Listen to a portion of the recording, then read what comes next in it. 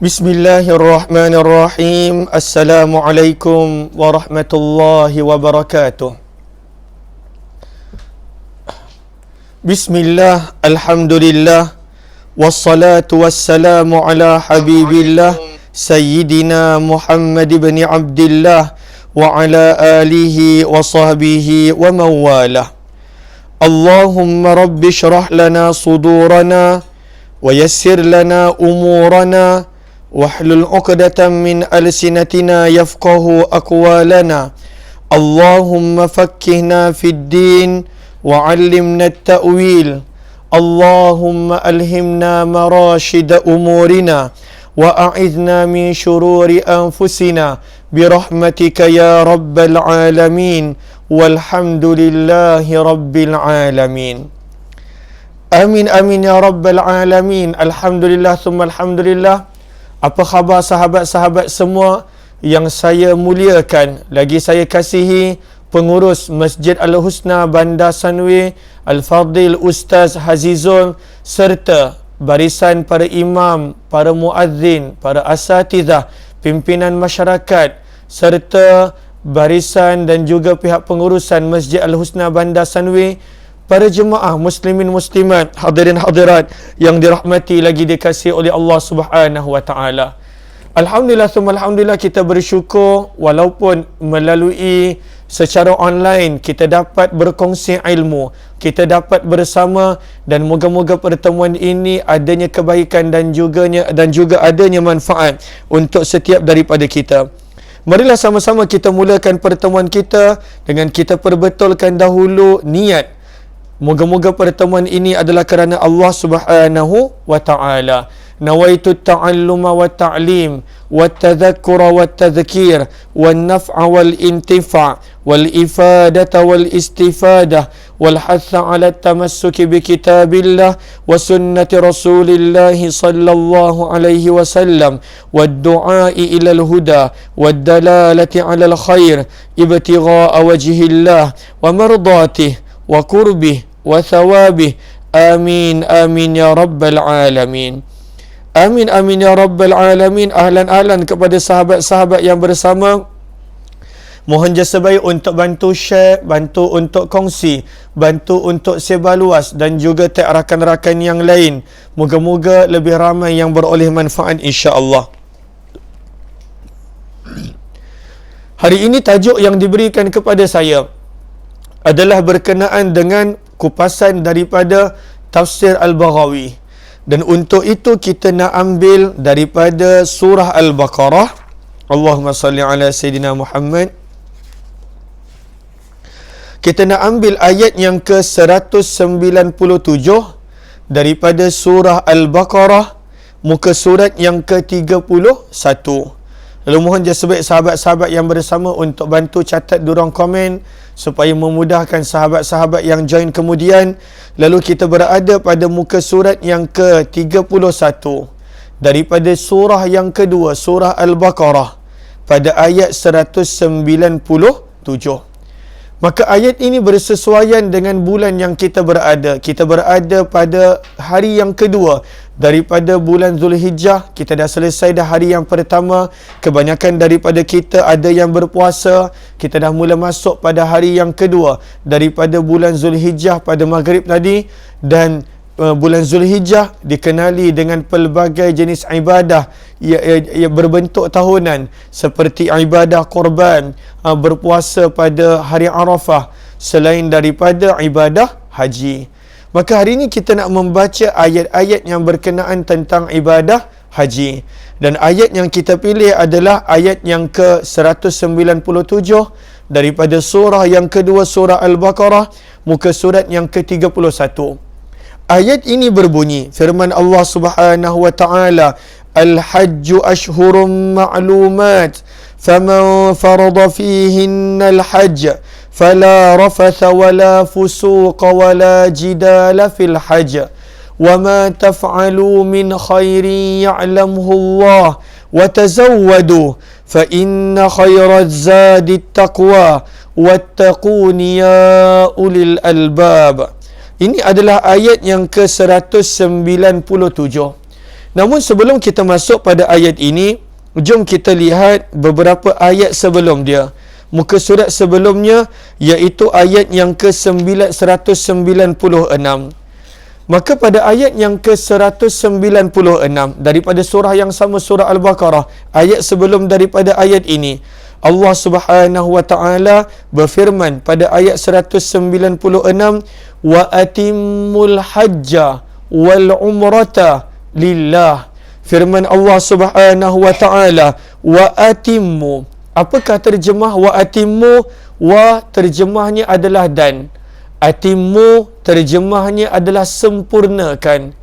Firman Allah Subhanahu wa taala, sempurnakanlah. Apakah yang Allah perintahkan untuk disempurnakan? Al-hajj, ibadah haji, wal umrah, dan juga ibadah umrah. Maka firman Allah pada ayat ini, sempurnakanlah ibadah haji dan juga ibadah umrah. Bagaimanakah pada waktu itu kita nak sempurnakan?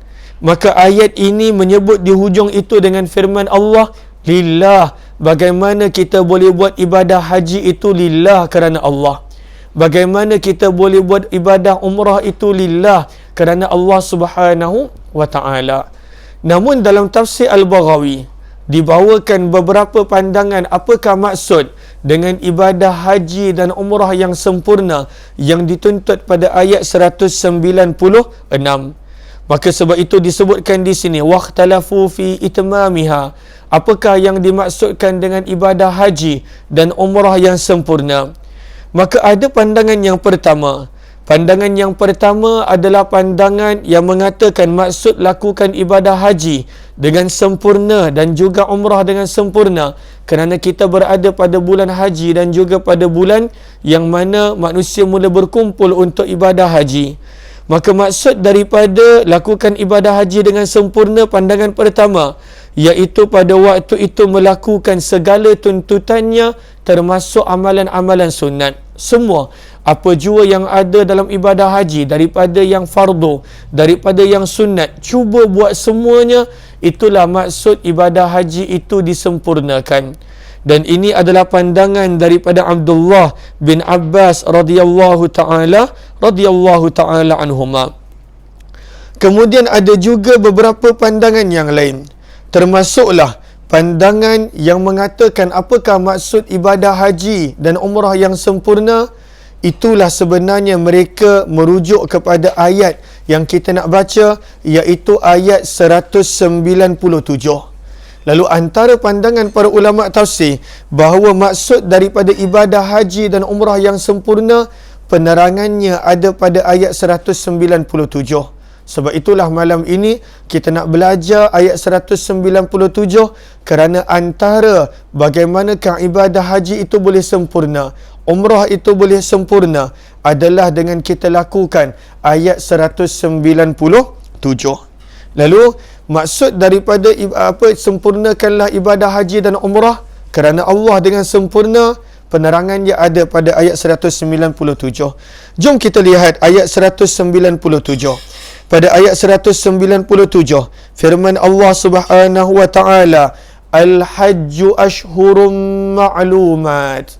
Kita nak kupas dahulu bahagian ini melalui tafsir Al-Baghawi.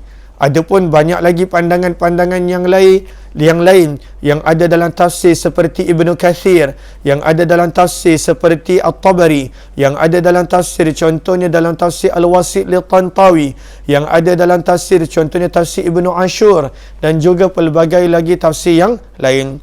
Namun saya diminta untuk mengupas daripada tafsir Al-Baghawi. Maka kita perhatikan terjemahan dahulu.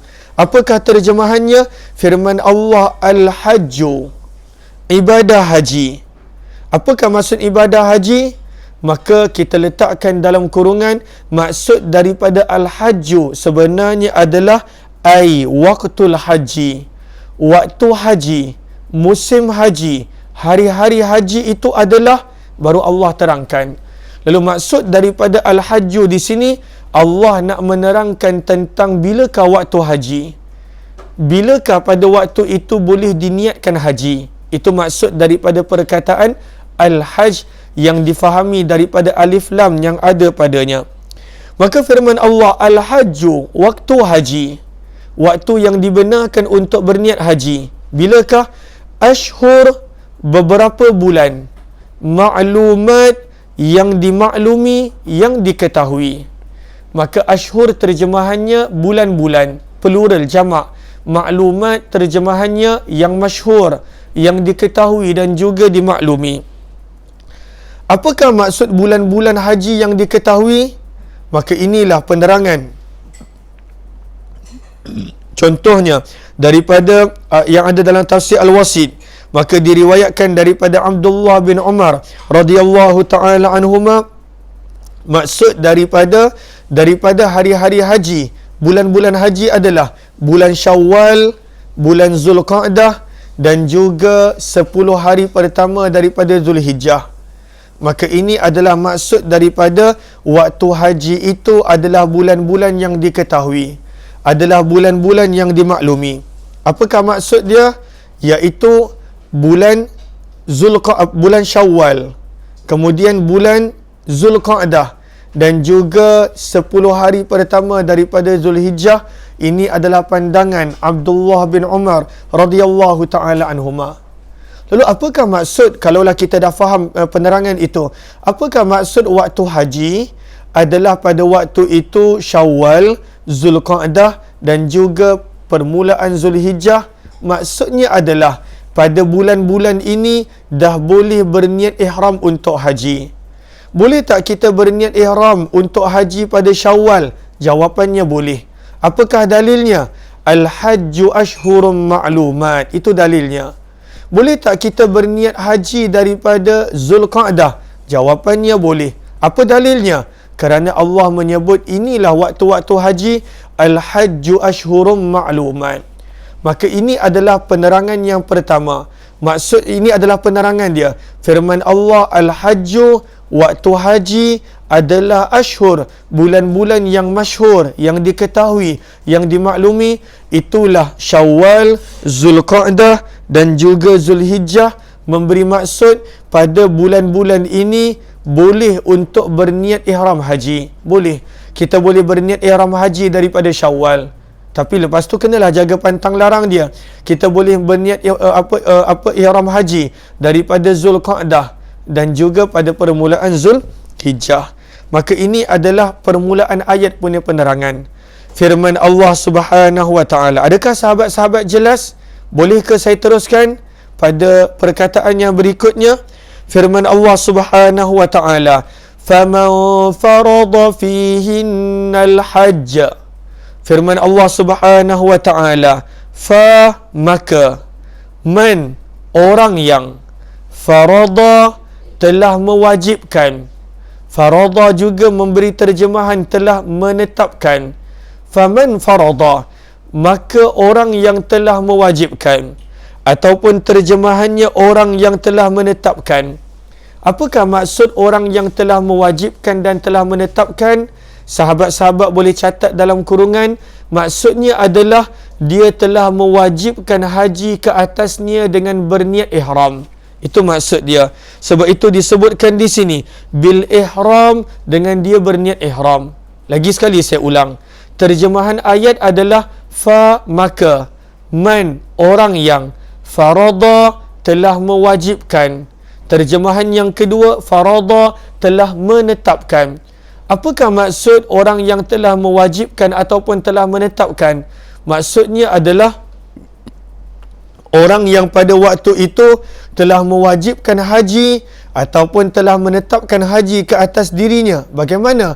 Apabila dia berniat ihram, dia berniat ihram haji, maka pada waktu itu haji menjadi wajib ke atas dirinya. Maka sebab itu firman Allah, faman farada, barang siapa yang mewajibkan dan menetapkan haji ke atas dirinya dengan berniat ihram haji. Bila? Firman Allah, fihinna, fi terjemahnya pada, hinna terjemahnya adalah bulan-bulan. Fihinna, pada bulan-bulan haji, iaitu yang kita dah baca pada permulaan ayat, Syawal, Zulqa'dah dan juga Zulhijjah. Maka firman Allah, barang siapa yang telah menetapkan, mewajibkan pada bulan-bulan haji, al-hajj akan haji ke atas dirinya, maka Allah minta untuk dia jaga 3 benda ini. Kerana 3 benda ini, sebahagian para ulama tafsir menyebut adalah jalan untuk kesempurnaan haji. Kerana ayat 196 firman Allah, kita dah baca tadi, wa atimmul hajja wal umrata lillah. Allah suruh buat ibadah haji dan umrah dengan sempurna. Maka apakah antara pandangan yang ada tentang nak menjadikan ibadah haji dan umrah itu sempurna? Ini dia 3 benda yang ada pada ayat 197 ini. 3 benda yang menjadikan ibadah haji pada waktu itu sempurna. Maka apakah 3 benda ini? Ahlan-ahlan kepada sahabat-sahabat yang baru join, mohon jasa baik untuk bantu share, bantu untuk kongsi, bantu untuk sebar luas dan juga tag rakan-rakan yang lain. Moga-moga lebih ramai yang beroleh manfaat insya-Allah. Maka apakah 3 benda yang Allah tuntut, Allah minta untuk kita jaga supaya ibadah haji kita sempurna? Maka yang pertama, firman Allah Subhanahu wa taala, fala rafath. Fa terjemahnya adalah maka. La terjemahnya adalah tidak. Fala maka tidak. Lalu terjemahannya nampak pada waktu itu macam tidak tidak jelas, maka tidak. Maka sebenarnya walaupun perkataan yang diguna adalah penafian, tetapi pada waktu itu terjemahannya diterjemah sebagai larangan. Fala maka tidak menjadi kepada maka jangan. Ini menjadi perkara biasa dalam bahasa Arab. Zahirnya adalah perkataan yang tertentu, tetapi maknanya orang Arab pada waktu itu maksudkan makna yang lain. Maka la di sini sebenarnya la sekadar penafian, tetapi ianya memberi makna larangan. Fala maka jangan. Apakah yang tak boleh buat? Firman Allah Subhanahu wa taala, rafath, maka tidak boleh untuk melakukan perkara rafath. Apakah maksud rafath di sini? Maka dalam tafsir Al-Baghawi disebut, pandangan yang pertama, pandangan daripada Abdullah bin Mas'ud, pandangan ini pandangan Abdullah bin Abbas, dan juga pandangan ini adalah pandangan Abdullah bin Umar. Maksud daripada fala rafath adalah pada waktu itu maka jangan berjima'. Tak boleh, kerana dah pakai ihram. Pada waktu itu dalam ihram, maka pada waktu itu tidak boleh berjima', tidak boleh bersetubuh. Maka walaupun bersetubuh suami isteri di luar ihram haji boleh, tetapi bila dah berada, faman farada fihinnal hajj, dah berada dalam ihram haji, maka pada waktu itu tidak boleh melakukan rafath. Apakah maksud rafath? Maksud yang pertama, pada waktu itu tidak boleh berjima'. Ini adalah pandangan yang pertama. Allahumma salli ala Sayyidina Muhammad wa ala ali Sayyidina Muhammad. Allahumma salli ala Sayyidina Muhammad. Okey, sebentar. Okey. Pandangan yang kedua. Allahumma salli ala Sayyidina Muhammad. Maka dalam tafsir Al-Wasit, pandangan yang kedua. Pandangan yang kedua adalah daripada Ali bin Talhah. Apa kata Ali bin Talhah? Maksud daripada firman Allah fala rafath, pandangan yang kedua, iaitu tidak boleh melakukan muqaddimah jima', permulaan jima', tak boleh. Tak boleh pada waktu tu nak bercium, tak boleh ketika mana dalam ihram. Tak boleh pada waktu itu nak berpegang-pegang yang membawa kepada berahi, tidak boleh. Itu pun tak boleh. Maka ini pandangan daripada Ali bin Talhah, pandangan yang kedua. Lalu pandangan yang pertama, Ibnu Abbas, Abdullah bin Umar, dan juga pada waktu itu Abdullah bin Mas'ud, iaitu maksudnya jima'. Lalu firman Allah, fala rafath, maksudnya tidak boleh melakukan jima'. Pandangan yang kedua, Ali bin Talhah, maksudnya pada waktu itu muqaddimah jima', bercium suami isteri, berpegang-pegang dengan berahi. Maka pada waktu itu dilarang, tidak boleh. Fala rafath, maka janganlah kamu melakukan rafath. Itu pandangan yang kedua. Allahumma salli ala Sayyidina Muhammad. Pandangan yang ketiga. Apakah pandangan yang ketiga? Pandangan yang ketiga yang ada dalam tafsir Al-Baghawi. Maksud daripada fala rafath, janganlah melakukan ucapan-ucapan yang pada waktu itu mengisyaratkan kepada jima'. Itu pun tak boleh. Lalu maksud daripada fala rafath, maka janganlah kamu melakukan ucapan-ucapan, perkataan-perkataan yang pada waktu itu menggambarkan kepada bersetubuh dan jima'. Tak boleh. Walaupun suami isteri. Maka inilah tiga pandangan. Sebab itu diterjemahkan dengan perkataan yang sia-sia. Supaya umum bahawa jangan pada waktu tu nak bercakap pasal bersetubuh, pasal bersama suami isteri, jangan. Fala rafath, maka jangan sama sekali pada waktu itu untuk mengungkapkan perkara ini. Dan ada tiga pandangan yang kita telah kongsikan tadi. Maka ini yang pertama. Allah kata jangan. Waktu dalam haji, jaga betul-betul percakapan. Jaga betul-betul. Jangan pada waktu itu bercakap perkara yang sia-sia. Walaupun contohnya hubungan suami isteri luar ihram boleh, tapi dalam ihram tak boleh. Berjima' tidak boleh. Melakukan perkara yang pada waktu itu mukaddimah jima' pun dilarang. Dan pada waktu itu perkataan-perkataan yang menunjukkan kepada berahi dan juga hubungan suami isteri pun tidak boleh. Maka ini adalah pandangan yang ini adalah maksud fala rafath. Lalu nak haji sempurna, jaga benda pertama ini. Kemudian firman Allah Subhanahu wa taala. Yang kedua, apakah yang tak boleh buat? Wala fusuq, dan janganlah pada waktu itu kamu berbuat fasik. Apakah maksud wala fusuq? Jangan berbuat fasik. Okey. Sebenarnya ada lagi banyak pandangan-pandangan yang lain yang saya tertinggal berkenaan rafath. Rafath. Kita terangkan sebab alang-alang kita dah baca. Apakah lagi pandangan berkenaan tentang rafath? Yang keempat. Pandangan yang keempat. Allahumma salli ala Sayyidina Muhammad. Okey. Tetapi yang ini perlukan kepada penerangan. Okey, tak apa, kita ambil 3 dulu, minta maaf. Rafath kita ambil 3. Kita terus pergi kepada wala fusuq. Saya harap sahabat-sahabat ada Al-Quran bersama.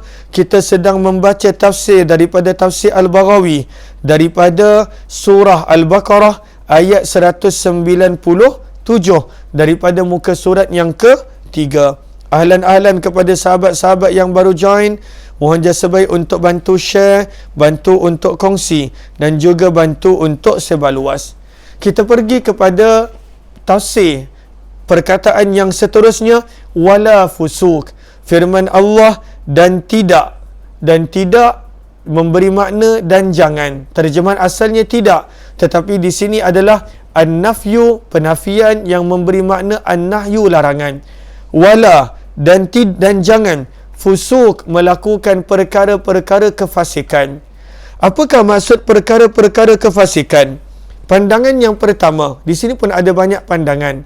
Pandangan yang pertama adalah pandangan Abdullah bin Abbas radhiyallahu taala anhuma. Kata Abdullah bin Abbas, maksud daripada ayat firman Allah wala fusuq, maksudnya pada waktu itu adalah al-ma'asi kulluha, semua jenis maksiat, maka termasuk dalam larangan ini. Firman Allah wala fusuq, dan janganlah kamu melakukan sebarang jenis maksiat, tidak boleh. Maka ini pandangan yang pertama. Okey. Pandangan yang kedua pada waktu itu adalah melakukan perkara-perkara yang dilarang ketika mana ihram. Contohnya memotong kuku, contohnya memakai wangi-wangian, contohnya berburu. Maka maksud wala fusuq yang kedua adalah jangan melakukan perkara-perkara yang dilarang ketika mana dalam ihram. Dan ini adalah pandangan Abdullah bin Umar. Lalu pandangan Abdullah bin Abbas, dia kata umum, semua benda yang Allah larang, maka pada waktu itu adalah dimaksudkan pada ayat ini. Pandangan Abdullah bin Umar dia khusus sedikit. Dia kata maksud daripada wala fusuq pada waktu itu maksudnya adalah jangan melakukan perkara-perkara yang dilarang ketika mana dalam ihram. Maka ini dah dua. Kemudian pandangan yang ketiga. Pandangan yang ketiga adalah pandangan daripada Mujahid. Kata Mujahid, maksud daripada wala fusuk dan jangan melakukan kefasikan adalah maksudnya pada waktu itu jangan saling mencela. As-sibab, jangan saling mencela. Waktu dalam ibadah haji, wala fusuk, jangan saling mencela. Memanggil orang tu dengan gelaran ini, mencela orang itu dan ini, maka jangan. Itu adalah pandangan yang ketiga. Maksud fusuk adalah tidak mencela. Pandangan yang keempat, adalah pandangan daripada dhahak. Apakah maksud apa fusuk kata dhahak? Pandangan yang keempat, maksud daripada fusuk pada ayat yang ke-197 daripada surah Al-Baqarah, surah yang kedua ini. Kata dhahak maksudnya pada waktu itu memanggil orang dengan nama yang mereka tak suka. Wala tanabazu bil alqab, memanggil orang tu dengan gelaran pendek, panjang, begini, tak boleh. Lagi-lagi ketika mana pada waktu haji. Maka inilah 4 pandangan menerangkan apakah maksud wala fusuk. Pandangan Abdullah bin Abbas, pandangan Abdullah bin Umar, pandangan Mujahid dan juga pandangan daripada Dhahak.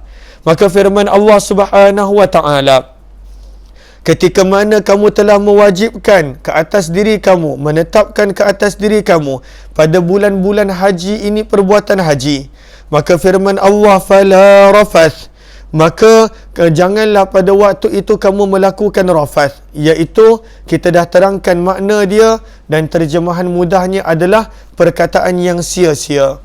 Yang kedua, wala fusuk, dan janganlah kamu melakukan perbuatan fasik.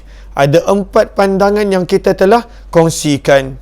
Dan yang ketiga, firman Allah Subhanahu wa taala, wala jidal, dan janganlah kamu melakukan jidal.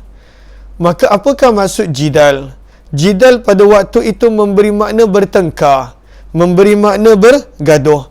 Sebab itu kata Abdullah bin Mas'ud dan juga Abdullah bin Abbas untuk penerangan tentang jidal, kata mereka berdua, apakah maksud jidal?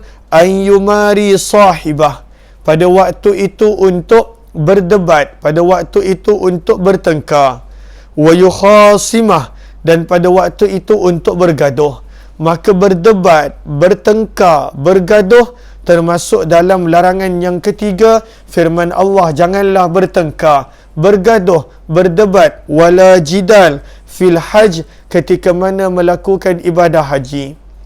Maka inilah 3 perkara yang mana Al-Quran sebut untuk seseorang itu mendapat apa yang Allah perintahkan pada ayat sebelumnya, iaitu ayat 196. Apakah maksud firman Allah pada ayat 196? Wa atimmul hajja wal umrata lillah. Allah suruh kita untuk menyempurnakan ibadah haji dan umrah. Bagaimana? Maka dengan menjaga 3 perkara ini, yang pertama, jaga perkataan. Jangan disebut perkataan yang Allah tidak benarkan, Allah tak suka. Yang kedua, wala fusuk, jangan melakukan perbuatan-perbuatan fasik. Dan kita telah kongsikan 4 pandangan daripada sahabat dan juga tabi'in.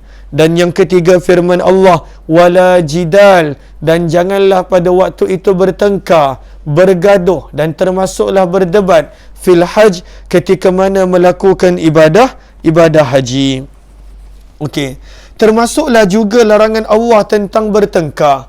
Maka dalam tafsir Al-Baghawi dibawakan beberapa riwayat. Sebagai contoh, maksud daripada pertengkaran adalah Allahumma salli ala Sayyidina Muhammad, ketika mana sebelum kedatangan Islam, maka orang-orang Quraisy pada waktu itu mereka beribadah hanya di Mina. Mereka tak pergi Arafah, orang-orang Quraisy. Ini sebelum kedatangan Islam, sebelum kedatangan Nabi SAW. Maka orang Quraisy kerap berkata, hajjuna, haji kami, atammu min hajikum, lebih bagus daripada haji kamu. Dia kata, haji aku lagi bagus daripada haji kamu. Orang Quraisy suka berkata begitu kepada kabilah-kabilah Arab lain yang mereka pada waktu itu pergi ke Arafah, tapi orang Quraisy tak nak pergi ke Arafah. Maka turunlah ayat-ayat seperti ini memberi peringatan, jangan berkata begitu. Jangan waktu haji kita kata dengan orang lain, ish, kau ni buat apa? Tak betul ni, haji kau ni tertolak ni. Maka haji aku lagi bagus. Tidak. Maka itu dilarang menggunakan perkataan seperti itu pun adalah dilarang. Begitulah juga ada beberapa pandangan-pandangan yang lain. Maka firman Allah Subhanahu wa taala, firman Allah, wa ma taf'alu, dan apa-apa yang kamu lakukan, min khairin, daripada kebaikan, ya'lamuhu Allah, Allah pasti mengetahuinya. Lalu ketika mana Allah dah terangkan pada waktu itu 3 benda yang Allah larang. Rafath, perkataan sia-sia. Fusuk, pada waktu itu memberi makna memberi makna perbuatan fasik. Jidal, pertengkaran dan pergaduhan. Maka firman Allah, wa ma taf'alu, apa-apa pun yang kamu buat daripada kebaikan, ya'lamuhu Allah, firman Allah, Allah Subhanahu wa taala mengetahuinya. Maka kata para ulama tafsir, apakah maksud daripada firman Allah ini? Lalu bila Allah dah sebut tentang 3 benda yang Allah larang, minta maaf, dan pada waktu itu manusia kena jaga, manusia pada waktu itu kena ambil berat, manusia pada waktu itu kena jaga ketiga-tiga benda ini, dan ianya memerlukan pada waktu itu kesabaran. Kesabaran memerlukan pada waktu itu ketenangan. Sebab waktu haji lah paling senang nak bergaduh, paling senang nak bertengkar, paling senang pada waktu itu nak untuk tidak menjaga mulut dan melepaskan marah. Maka bila Allah tahu perkara itu adalah sukar dan perkara itu adalah pengorbanan, kerana ianya menuntut sabar, ianya pada waktu itu menuntut kepada ketenangan, maka firman Allah Subhanahu wa taala, wa ma taf'alu, dan apa-apa yang kamu lakukan, min khair, daripada kebaikan, ya'lamuhu Allah, semua itu Allah tahu. Apakah kebaikan yang dimaksudkan di sini? Dengan kesabaran yang kamu tunjukkan. Apakah yang dimaksudkan dengan kebaikan di sini? Dengan ketenangan yang kamu tunjukkan. Maka firman Allah, ketika mana kamu berada dalam ihram haji, dan pada waktu itu kamu nak bertengkar, kamu nak marah, kamu nak bergaduh, maka sabar. Kenapa? Sebab firman Allah, apa pun benda baik yang kamu buat, walaupun manusia tak puji, tetapi Allah jamin, ya'lamuhu Allah, Allah Subhanahu wa taala mengetahui semuanya. Maka inilah bahagian pertama daripada ayat ini, di mana Allah menegaskan tentang apakah itu bulan-bulan haji, dan Allah menegaskan tentang 3 perkara yang mana pada waktu itu mesti ditinggalkan dan jangan langsung dilakukan, kerana ketiga benda ini boleh menjadi asbab sempurnanya ibadah haji. Kemudian pada bahagian yang kedua ayat ini, firman Allah Subhanahu wa taala, wa tazawwadu, dan bawalah bekal dan berbekallah. Kenapa datangnya perintah untuk membawa bekal? Dalam tafsir Al-Baghawi disebut, nazalat fi nasim min ahlil Yaman. Ayat ini sebenarnya turun untuk sebahagian daripada penduduk Yaman. Kenapa? Kanu yakhrujuna ilal hajj, adalah sebahagian daripada orang-orang Yaman. Mereka pada waktu Nabi SAW, mereka keluar untuk menunaikan ibadah haji. Maka pada waktu itu mereka keluar untuk buat haji bighairi zat, pada waktu itu tanpa membawa sebarang bekalan. Mereka tak nak bawa bekalan, nak pergi haji ni, tapi pada waktu tu langsung tak nak bawa bekalan, sehelai sepinggang. Maka ketika mana pada waktu mereka buat haji, orang tegur, kenapa tak bawa bekalan? Zaman tu bukanlah ada tempat makan seperti zaman kita. Zaman kita mungkin kita kata, takkanlah nak bawa bekalan daripada Malaysia untuk buat haji. Buat apa berat-berat, beli je. Zaman tu mana ada. Zaman tersebut mana ada kedai sebanyak ini, mana ada pada waktu itu komersial sebanyak ini. Maka pada waktu itu masing-masing bawa bekalan daripada negara masing-masing, bekalan kering. Maka bila ada orang tegur, sebahagian daripada orang-orang Yaman, kenapa tak bawa bekalan? Maka pada waktu itu mereka menjawab, nahnu mutawakkilun, kami sebenarnya adalah orang-orang yang bertakwa. Dan pada waktu itu orang yang tak nak bawa bekalan ini, mereka berkata, nahnu nahujju baitallah, kami ni nak pergi haji, nak ziarah rumah Allah, takkanlah Allah tak beri makan kepada kami. Maka ini sikap sebahagian daripada orang-orang Yaman pada waktu zaman Nabi SAW. Namun ketika mana dah sampai Mekah, dah sampai untuk buat haji, maka golongan yang tak bawa bekalan ini dia mula meminta-minta makanan daripada manusia. Sehingga sampai ke tahap dan waktu di mana pada waktu itu mereka ambil secara paksa. Pada waktu itu mereka ambil secara paksa makanan-makanan daripada orang lain. Maka sebab itu Allah tegur, ini bukan tawakal. Ini bukannya pada waktu itu cara untuk buat haji. Tak bawa sebarang bekalan, lepas itu menyusahkan manusia lain. Sebab itu firman Allah Subhanahu wa taala pada ayat ini, watazawwadu, dan berbekallah kamu dan bawalah bekal. Lalu tadi kita dah kongsikan sababun nuzulnya, maka sebab itu turunnya ayat ini firman Allah, watazawwadu, dan bawalah bekalan. Untuk zaman kita bekalannya apa? Pada waktu itu bawalah duit yang cukup. Sebab pada waktu itu makanan boleh beli di sana, segala-galanya boleh dapat di sana. Lalu bawalah pada waktu itu bekalan yang cukup, duit yang cukup pada waktu itu untuk melalui hari-hari haji. Dan Allah Subhanahu wa taala tegur juga kepada orang yang terlalu fokus kepada bawa bekalan. Lalu ayat watazawwadu memang menuntut kita bawa bekalan. Tetapi Allah tegur juga kepada orang yang terlalu fokus hanya kepada membawa bekal. Maka dia terlalu fokus kepada hanya nak bawa bekal, dia tak ambil peduli tentang apa yang dia nak belajar tentang haji, dia tak ambil peduli pada waktu itu hukum ahkam haji, dia tak ambil peduli pada waktu itu tentang perkara-perkara yang berkaitan dengan haji. Maka Allah Subhanahu wa taala tegur juga orang yang mana pada waktu itu terlalu melampau dalam membawa bekal. Maka firman Allah Subhanahu wa taala, fa inna khairaz zadi taqwa, maka sesungguhnya sebaik-baik bekalan adalah takwa. Ya, bekal mesti bawa, takwa jangan lupa. Ya, bekal sangat dituntut, begitu juga takwa lagi-lagilah dituntut.